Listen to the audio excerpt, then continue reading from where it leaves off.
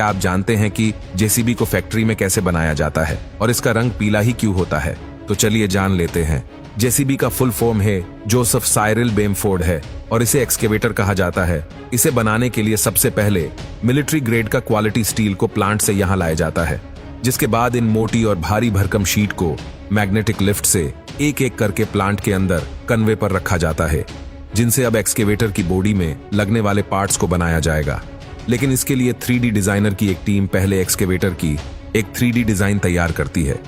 इसके बाद एक फुल्ली ऑटोमेटिक कटर इन शीट के ऊपर इनिशियल कट्स लगाकर इसके डिजाइनर में कट किया जाता है। अब इस शीट को एंटी रेस्ट यानी कि जंग रोधक लिक्विड के अंदर डुबाया जाता है। इसी लिक्विड के अंदर रहते हुए फिर कुछ powerful robotic cutters sheet parts को काट लेते हैं। इन अलग कटे हुए पार्ट्स को डिफरेंट टाइप की CNC बेंडिंग मशीन की ओर ले जाया जाता है, जहां इन्हें एक्सकेवेटर के पार्ट्स में लगने वाली शेप में बैंड किया जाता है। हजारों एकड़ में फैले हुए प्लांट की दूसरी यूनिट में एक्सकेवेटर का मजबूत जैकिबी बनाया जा रहा है, जिसके ऊपर बाद में सारे बॉडी पार्ट्स कसे जा रहे हैं।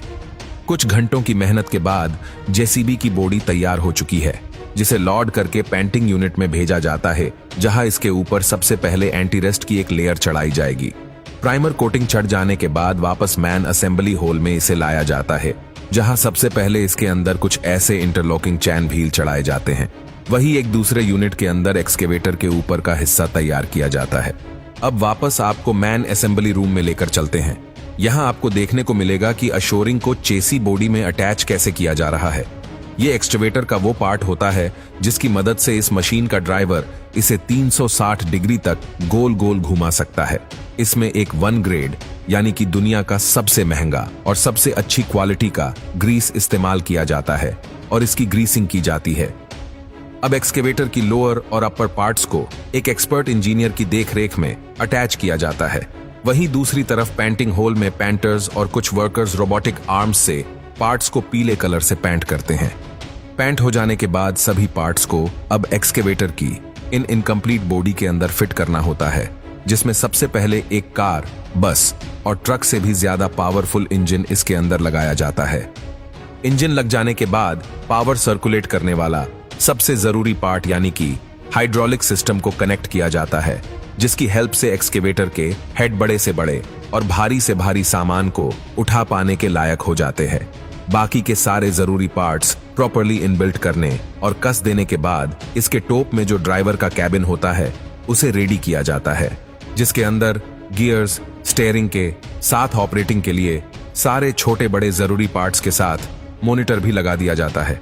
अब इसके बाद एक्सकेवेटर के सबसे जरूरी पार्ट्स को लगाया जाता है।